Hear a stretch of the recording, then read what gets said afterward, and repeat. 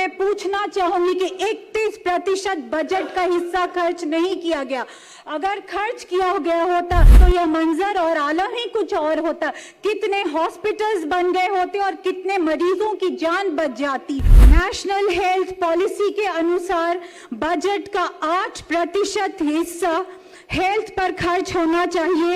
बिहार में 2026-27 financial year के लिए केवल 6.3% हेल्थ के लिए एलोकेट किया गया है। पीएमसीएच ग्राउंड के पीछे सुपर स्पेशलिटी हॉस्पिटल पिछले 8 सालों से उसका निर्माण ही हो रहा है।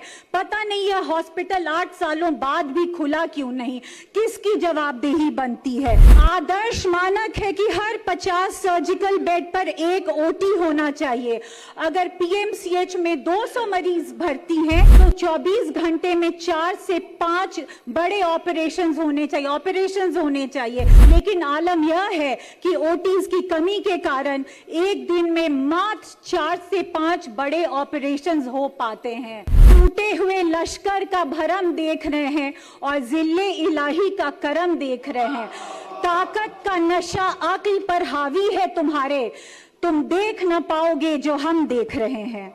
जिला अस्पताल ब्लड बैंक की स्थापना में मेडिकल कॉलेज डेंटल कॉलेज खोलने का पीएस रिस्पेक्टेड सर, मैं धन्यवाद देना चाहती हूँ। जब आप बैठ जाइए, आपका समय समाप्त हो गया। अपने नेता आदरणीय श्री लालू प्रसाद यादव जी और श्री तेजस्वी प्रसाद यादव जी को, जिन्होंने, मैं फर्स्ट टाइम एमएलए हूँ और उन्होंने मुझे वाद विवाद में भाग लेने का मौका दिया है, मैं धन्यवाद देना चाहती हूँ। शांति बनाए रखिए, उनको बोलने दीजिए। सभा के लोगों को जिन्होंने 45 साल बाद एक महिला पर, अपनी बेटी पर विश्वास जताया, हर जाति धर्म के द्वेष और लोभ से ऊपर उठकर उन्होंने मुझे नेतृत्व का मौका दिया। Respected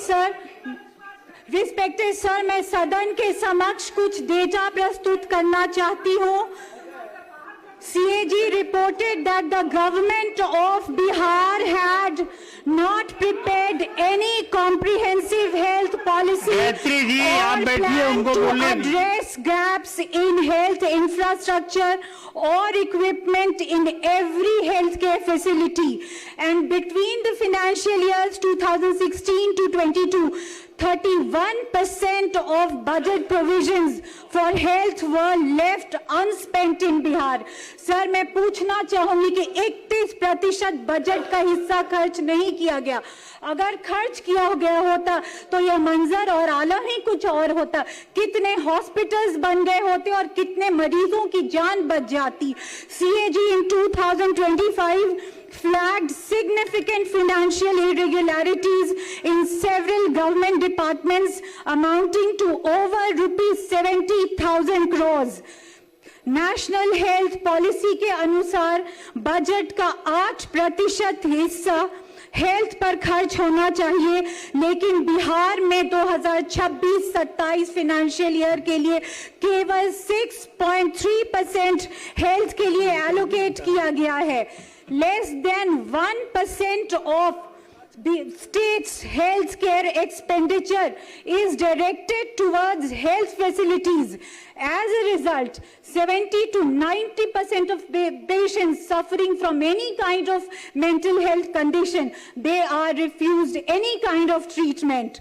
Bihar tops the SDG India Index chart with 33.76% of its population multi-dimensionally poor. Bihar remains country's worst performing states in several SDG indices.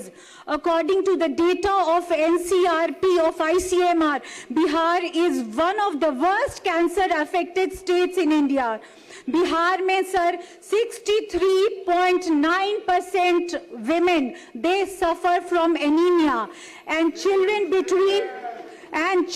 between the ages of 6 to 59 months, उनका परसेंटेज है 64.4% बच्चे anaemia से ग्रसित है। और स्वच्छ भारत केवल एक खोखला नारा नजर आता है। हाई कोर्ट ने अप्रैल 2023 में high court had ordered that sanitary napkin vending machines and incinerators should be established in every middle and high school of Bihar. But in the past 3 years, I did not come across a single sanitary napkin vending machine or incinerator in my constituency, Parsa. Respected sir,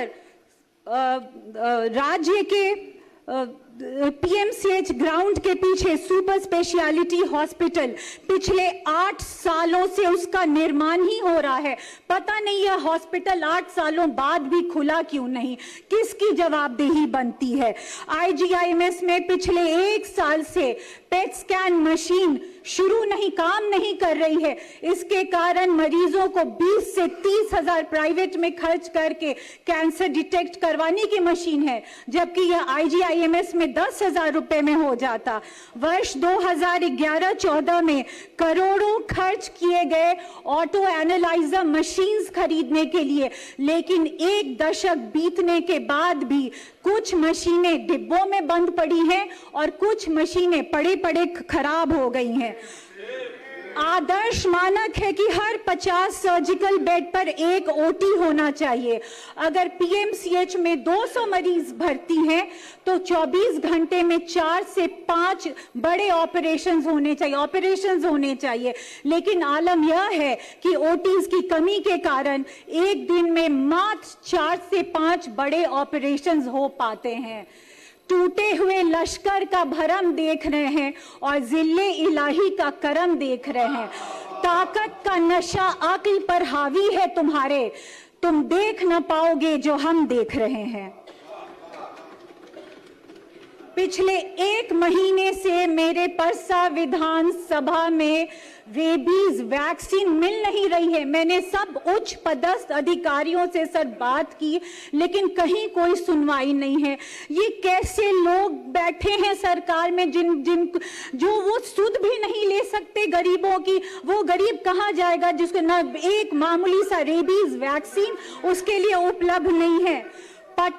Parsa के CHC में 50% विशेषज्ञ चिकित्सकों की कमी है और search for 70 आज तक परसा के कम्युनिटी हेल्थ सेंटर या फिर आप पीएचसी की बात करें, माननीय सदस्य अब संक्षेप करिए। ना कोई उसमें सर्जन उपलब्ध है, ना कोई वहां पे ना सर्जन उपलब्ध है, ना कोई एमडी मेडिसिन उपलब्ध है। मेरे औचक निरीक्षण के दौरान मैंने पाया कि ईसीजी तो हो रहा है। जब मैंने अधिकारियों से बात की तो पता चला ईसीजी के लिए कोई टेक्नीशियन ही नहीं है। तो इतना घोर अंधेरा, इसकी जवाबदेही कौन लेगा सर? क्यों इस तरह से सरकार मौन बैठी है? 4 district hospitals were in Japanese encephalitis endemic areas. 4 district hospitals, they were in Japanese encephalitis endemic areas and did not have diagnostic services facility like tests for Japanese encephalitis and chikungunya. CAG noted how State Health Society and BMSICL failed to serve purpose. CAG के अनुसार 4 test check सब district hospitals में OT नहीं थे sir, जबकि Indian public health standards के अनुसार सब डिस्ट्रिक्ट हॉस्पिटल्स में ओटी होने चाहिए थे। CAG reported that test check district hospitals में 80% ड्रग शॉर्टेज थी। हम एक उम्र से वाकिफ हैं, हम जनाब हमें ना समझाइए कि लुत्फ क्या है और सितम क्या है। तुम्हारे पांव के नीचे जमीन नहीं, कमाल ये है कि तुम्हें अब भी यकीन नहीं। मैं इस बेपनाह अंधेरे को सुबह कैसे कह दूं? मैं इन नजारों का अंधा तमाशबीन नहीं। रिस्पेक्टेड स्पीकर सर, आई डिमांड कि मेरे परसा कॉन्स्टिट्यूएंसी में जल्द से जल्द रेबीज वैक्सीन उपलब्ध कराई जाए और सैनिटरी नैपकिन वेंडिंग मशीन और इंसिनरेटर्स वो उपलब्ध कराए जाएं। तीसरा सबसे इम्पोर्टेंट ऑब्जर्वेशन है कि 300 से 400 छात्र या छात्राओं के लिए मेरे परसा विधानसभा में मात्र 1 शौचालय है। तो कैसा स्वच्छ भारत और कैसा हम बेटियों का सम्मान कर रहे हैं। धन्यवाद सर।